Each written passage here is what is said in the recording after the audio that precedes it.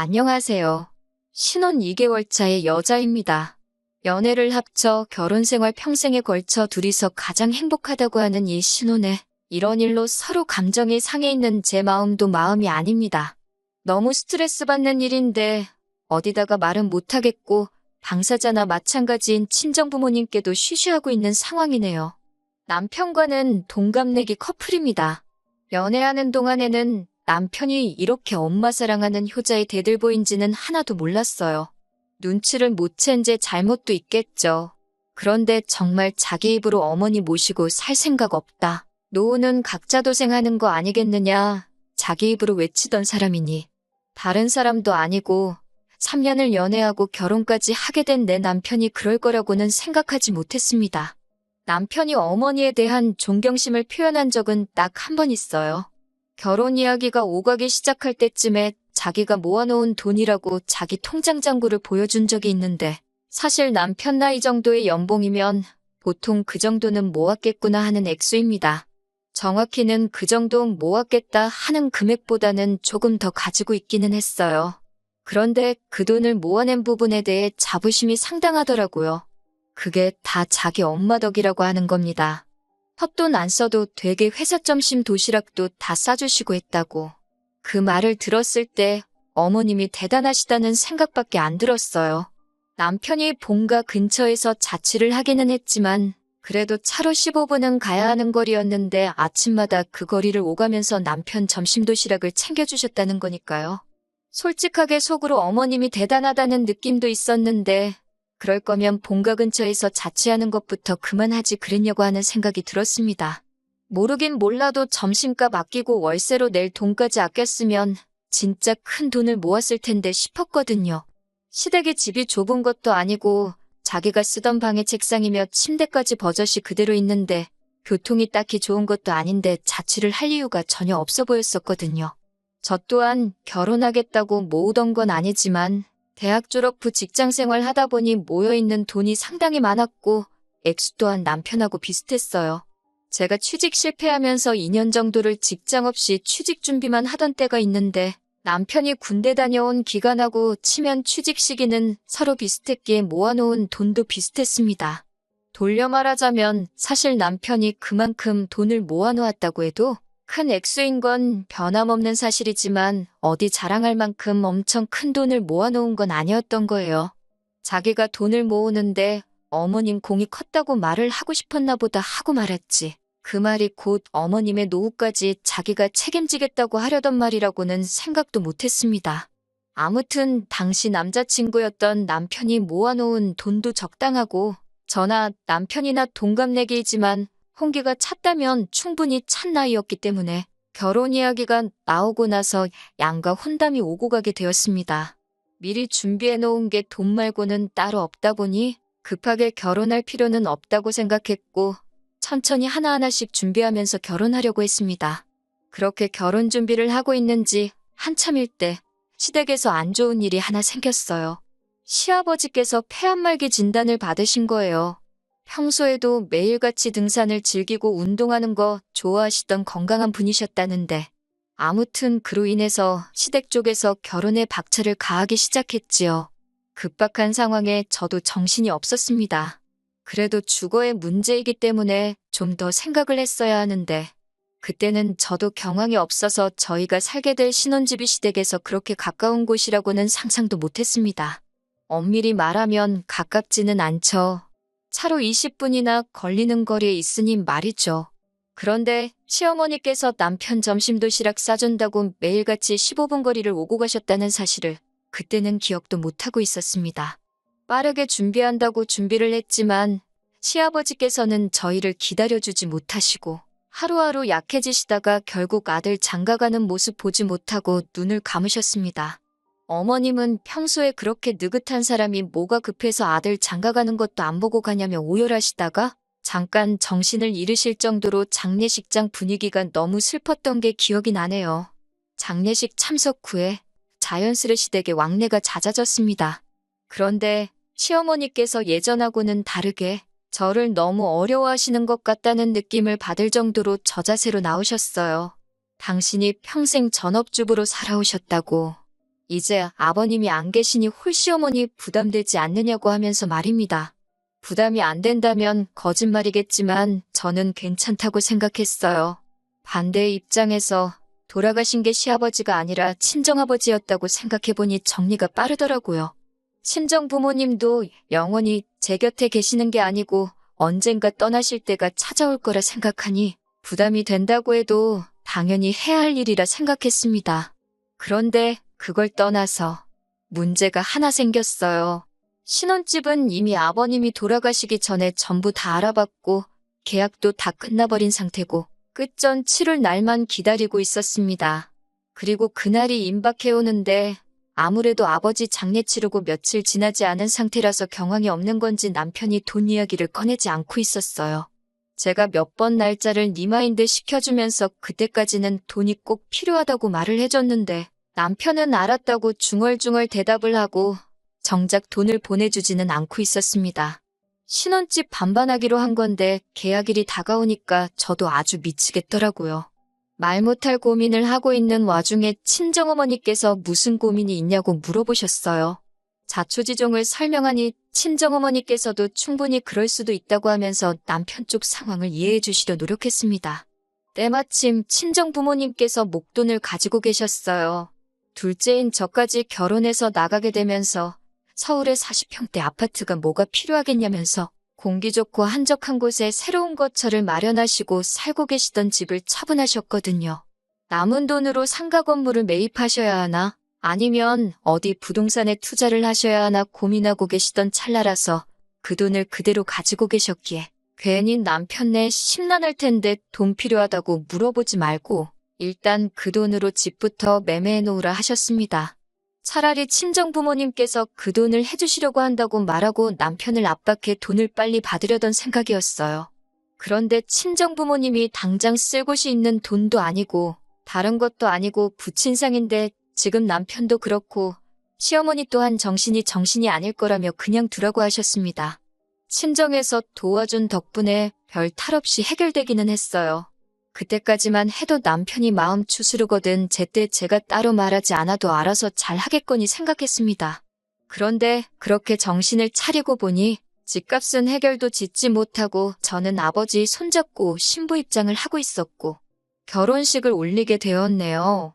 시어머니께서도 사진 촬영하는데 이 사람이 있었으면 얼마나 좋아했을까 하시니 결혼식장 분위기가 잠시 숙연해지기까지 했습니다. 아직 마음이 아니구나 싶어서 저도 저희 부모님도 쉽사리 입이 열리지가 않았어요. 신혼집에 들어와 살림까지 차렸는데도 남편은 집값에 대해서 절대 먼저 입을 열지 않았어요. 마음 추스르는 거 기다리는 것도 하루 이틀이지. 아니, 자기 돈은 통장에 그대로 있을 테고 둘이 모아서 겨우겨우 금액 맞춰서 들어가기로 한 집인데 그 집에 아무런 저지 없이 들어와 살고 있으면 당연히 돈은 어떻게 했는지 궁금해야 하는 게 정상 아닌가요? 솔직히 이때까지도 아무 말이 없는 거 보면 알고 저러는 게 분명한데 억지로 말을 꺼내지 않고 있으니 더 열이 받더라고요. 아무리 친정어머니께서 돈 쓸 일이 없고 그냥 기다리자고 하시지만 이거 뭐 졸지에 반반 결혼하기로 해놓고 집을 한 채 해가버린 상황이 돼버린 거나 마찬가지였어요. 친정어머니는 괜찮다고 하셨지만 투자라는 게 언제 갑자기 좋은 기회가 찾아올지 모르는 거잖아요. 돈을 손에 쥐고 계셔야 어디 상가를 매매하든 아파트를 매매하든 하실 텐데 그때 가서 친정어머니가 그 돈이 필요하게 되었다고 아쉬운 소리 하는 모습도 보고 싶지 않고 그렇다고 원래대로라면 돈을 뗄 필요도 없으셨는데 목돈 마련하시려고 대출받는 모습도 상상이 가지를 않았어요. 어차피 남편이 이런 식으로 말을 안 꺼낸다면 제가 말을 꺼내는 날이 오지 않겠나. 시간 문제인 일 아닌가? 하고 생각을 했어요. 당연히 남편 쪽에서 치렀어야 했을 돈인데 왜 그걸 가지고 저희 쪽에서 돈은 돈대로 서놓고 마음고생을 하고 있어야 하는가 싶었습니다. 그래서 단도직입적으로 물어봤습니다. 이 집 잔금 어떻게 치렀는지 왜 안 물어보냐고 알고 있는데 일부러 말 안 하는 거냐고 물었죠. 그러니 남편이 못 들은 척 넘어가려고 하더라고요. 그때 조금 안 좋은 촉이 들기 시작했어요. 저 자식이 일부러 돈 이야기 나올 때 모르는 척 하고 있구나 하는 느낌을 지울 수가 없었거든요. 그래서 더 끈덕지게 달라붙어서 물어봤습니다. 장금 우리 엄마한테 돈 빌려가지고 치른 거 알고나 있었냐? 사실은 그렇지 않았지만 남편한테는 부담감 좀 느끼라고 더 부풀려서 사실을 전달했습니다. 친정 부모님께서 그 돈을 마련해 주신다고 대출까지 받아야 했어서 지금 쓸데없이 엄마 앞으로 매달 커다란 이자가 나가고 있다고 살짝 과장을 해서 말했고, 아무리 친정엄마와 내 사이라도 금전적으로 얽혀있기 싫으니 하루빨리 친정어머니 계좌로 돈을 입금해줬으면 좋겠다 했습니다. 남편은 그제서야 알겠다고 대답했어요. 그동안 이 집을 어떻게 해결했는지 궁금하지도 않았었느냐 물어보니 아버지 일로 경황이 없기도 했고 먼저 안 물어보길래 어떻게 잘 해결한 줄 알았다고 대충 얼버무리더라고요. 경황 없는 거야 저희도 예상했던 바이지만 무슨 100만 원, 200만 원짜리 사는 것도 아니고 아파트를 매매하는 건데 반반하기로 한 상황에 반을 내기로 한 사람이 돈을 안 주는데 그걸 어떻게 잘 해결하겠어요? 답답한 소리를 하고 있으니 열이 받더라고요. 아무튼 남편이 돈을 친정으로 보내기로 했으니 친정어머니한테 그 사실을 알려드렸어요. 곧 남편이 돈 보내기로 했다고 친정어머니는 끝까지 그걸 먼저 물어봤느냐고 하면서 마음 안 좋을 텐데 부담까지 주면 어떡하냐 하셨지만 당연히 그래야 하는 일이니 신경 쓰지 않으셔도 된다고 했습니다. 이렇게 쉬운 거였는데 왜 저랑 저희 어머니가 소가리를 했어야 했는지 싶더군요. 상황 전달은 충분히 되었을 테니 남편이 알아서 잘 보내겠지 싶어서 2번 확인은 안 했습니다.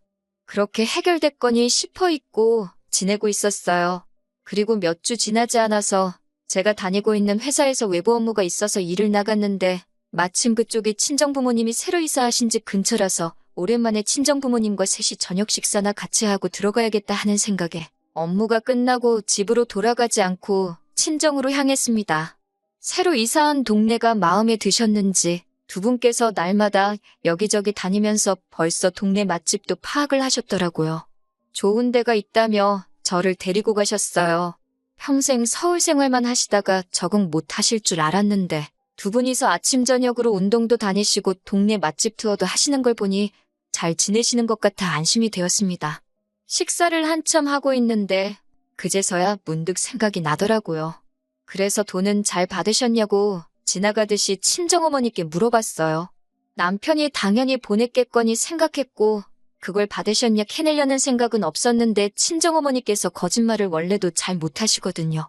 제 질문에 조금 당황한 기색이 역력하시길래 혹시 못 받으신 거냐 하는 질문을 연달아 하니 제가 딱히 캐물을 필요도 없이 남편이 아직 친정에 돈을 안 보낸 사실을 대번에 눈치채고 말았네요.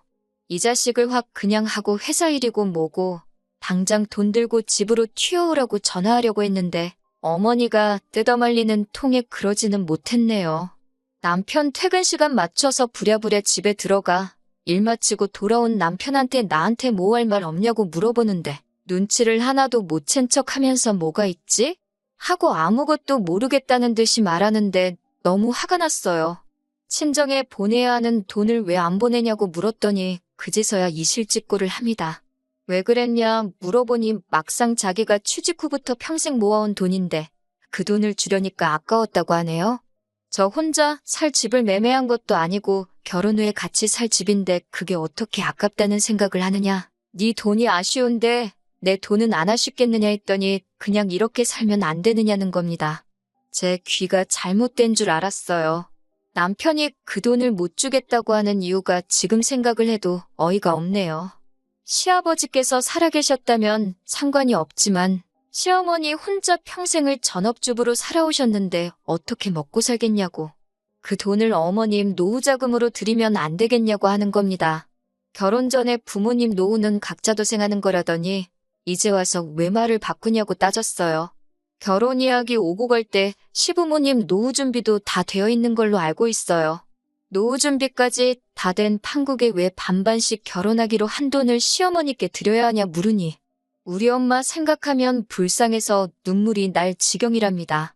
남편도 시아버지가 그렇게 갑자기 돌아가실 줄은 몰랐으니 이게 의도한 게 아니라는 건 알고 있지만 저런 식으로 나오니 미치고 팔짝 뛰겠더라고요. 아주 만약에 시아버지가 우리가 결혼할 때까지 살아계셨고 이후에 돌아가셨다면 이 집에 들어간 돈 빼서 어머님 드릴 생각이었냐 물으니 대답을 못하더라고요. 제정신 차릴 거라 생각해서 나는 그렇게 못하겠다고. 이 집에 친정 부모님 돈이 묶여버리면 두 분은 그 손해를 감당해야 하는 것이기 때문에 남편한테 저희 부모님께 매달 200만 원씩 이자와 월세 명목으로 돈을 보내라고 했어요. 그리고 각자의 월급은 남편이 집값이 반을 내고 반반 결혼이 성립할 때까지 따로 관리하게 될 것이고 저희 부모님께 드리는 돈을 제외하더라도 생활비며 기타 비용에 대해서는 정확하게 반을 가르겠다고 말했습니다. 그러면 남편 월급날에 남편 수중에는 돈이 5, 60만 원밖에 남지 않거든요. 이렇게 하면 제정신 차릴 거라고 생각했습니다. 지금 자기가 우기고 있는 게 얼마나 억지고 말도 안 되는 상황이라는 걸 알아서 이해할 거라고 생각했어요. 그리고 다음 날 아침 남편이 결심했다는 듯 한 대답은 제가 말하는 대로 하겠다는 겁니다. 앞으로 친정 부모님께 이자와 월세를 드리면서 살겠다고요. 단순 계산만 해도 차라리 그 집값 빨리 청산하고 지가 번 돈 가지고 시어머니 용돈을 드리는 게 자기한테 더 유리할 텐데도 끝까지 그 돈을 놓지 못하고 어머님께 드린다고 하는 걸 보니 여태까지 내가 이 사람을 잘못 봐도 너무 잘못 봤구나 하는 생각이 다 들더라고요. 다른 걸 다 떠나서 효심에 눈이 멀면 사람이 이렇게 앞뒤 안 가릴 수 있구나 싶기도 하고 이 상황을 어머님은 어떻게 생각하시는 건지 모르고 계시지는 않으실 텐데 제가 연락을 해도 받지를 않고 저를 피하고만 계신 상황입니다. 앞서 말씀드린 대로 정작 돈을 빌려주신 저희 부모님께는 아직 말도 못 꺼낸 상황이에요. 이 사실을 어떻게 받아들이실지 모르겠고 괜히 상황 이야기했다가 저희 어머니께서 또 마음 약해지셔서 그냥 그렇게 하자고 하실까 봐도 말을 못 꺼내겠네요. 남편 마음을 돌릴 만할 좋은 방법이 없나 싶고 답답한 마음에 이렇게 사연을 한번 보내봤습니다. 안녕하세요. 2주일 만에 후기 올립니다. 여러분이 보내주신 의견 덕분에 저도 마음을 더 빠르게 정리할 수 있었네요.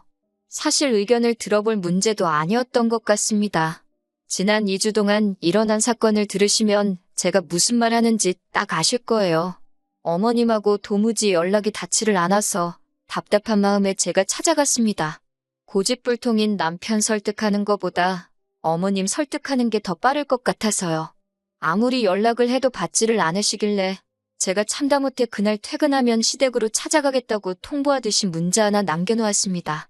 퇴근 후에 한참 시어머니 댁으로 향하는 길이었는데 어머님한테서 연락이 왔어요. 거기까지 갈 거 없다고 어머님께서 직접 저희 집으로 오시겠답니다.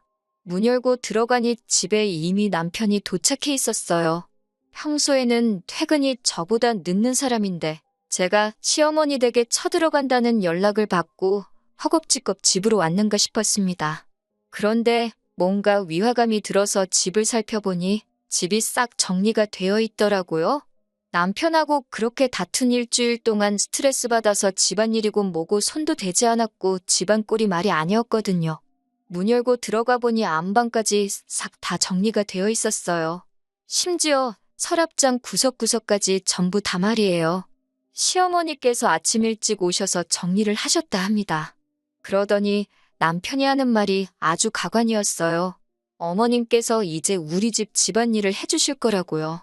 그 말 듣자고 어머님을 보자고 한 게 아닌데 어머님도 하시는 말이 너희들 맞벌이 하느라 바쁠 텐데 집안일 걱정은 하지 말라고 하시는 겁니다. 어머님께서 매일같이 오셔서 밥도 해놓으실 거고 빨래도 하실 거고 청소도 다 해주신다고요. 무슨 말을 하려고 저러나 싶었는데 남편이 꺼내는 말이 어머님께서 집안일을 대신 해주실 테니 어머님께 월급을 드려야 한다는 거예요. 매일같이 오셔서 해주실 거고 우리 저녁 식사까지 다 챙겨주시고 뒷정리까지 싹 다 해주실 테니 한 달에 300만 원을 드리면 되겠다고 하는 겁니다. 그러면서 집안일은 여자인 저희 일인데 어머님께서 대신 해주시니 제가 벌어오는 돈에서 어머님께 월급을 드리면 되겠다고 하는 거예요. 당장 저희 부모님께 달달이 200만 원씩 월세로 내게 생겼으니 남편은 지 어머니 팔아가지고 며느리 집 식모살이 시키면서 그 월급으로 손해를 메꾸겠다는 생각인 겁니다. 앞에 시어머니가 계시는데도 저는 화를 참을 수가 없어서 그게 무슨 미친 소리냐고 했습니다. 언제 누가 살림하는 사람이 필요하다고 했냐고. 그리고 어머님이 저녁까지 챙겨주신다면 그게 무슨 집안일을 해주시는 거냐고. 그건 합가나 다름없는 거 아니냐고 따지니 저녁 되면 집에 돌아가실 테니 그건 합가가 아니랍니다.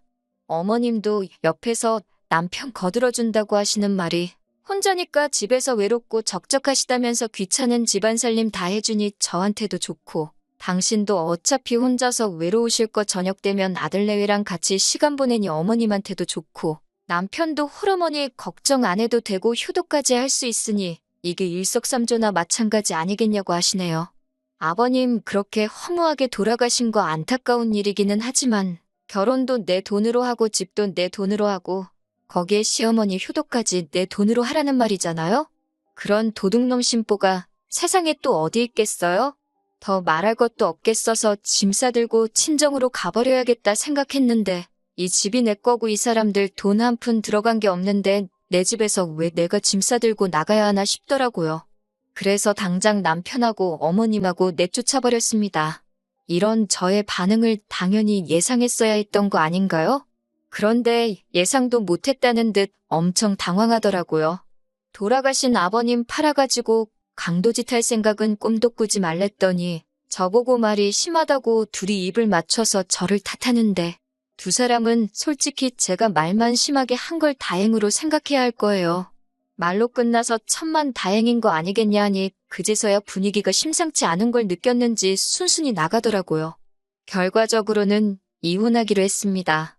정말 천만다행인 게 남편이 지 돈 저한테 안 주려고 모르는 척 한다고 인감증명서고 뭐고 저한테 서류 넘겨준 게 없어서 제 명의로 집을 매매했다는 거예요. 혼인기간이 3개월도 안 되니 혼인 취소 소송이 가능할 줄 알았는데 그게 안 된다는 건 정말 뼈가 아프더라고요. 공동명의 안 하면서 혼인신고도 안 했어야 했나 싶어 후회하고 있는데 그게 또 아니더라고요. 혼인기간이 짧은 게 오히려 약이 된 상황인 거죠. 남편의 행동이 이미 혼인 직전부터 이 결혼을 진실로 유지할 생각이 없었고 파탄의 원인이 된다며 위자료 청구를 할 수 있다는 변호사님의 말을 듣고 지금은 소송 준비 중입니다. 실제로 판례가 있기도 하고 승산이 없는 게 아니라고 하더라고요. 제 돈으로 지 어머니 노후까지 책임지려고 했던 그 빌어먹을 욕심 뼈저리게 후회하도록 만들어줄 거예요. 제 모든 걸 걸고서라도 어떻게든 이 진흙탕 싸움 끝까지 해보려고 합니다. 이제 이것이 마지막 후기가 되겠네요. 계속해서 저를 응원해주신 모든 분들께 감사드립니다. 조용히 넘어가려고 했지만 응원해주신 분들께 예의가 아닌 것 같아 이렇게 한 번 더 마지막 소식을 전하게 되었네요. 이혼은 어려움 없이 마무리가 되었습니다. 저는 최선을 다해 이 결혼을 위해 친정부모님께 빚까지 져가며 노력을 했는데 남편은 약속된 결혼임에도 불구하고 저를 기만하고 혼인관계를 진실로 이어갈 생각이 없다고 판단돼서 제가 남편에게 위자료 5천만 원을 지급받기로 판결이 났습니다.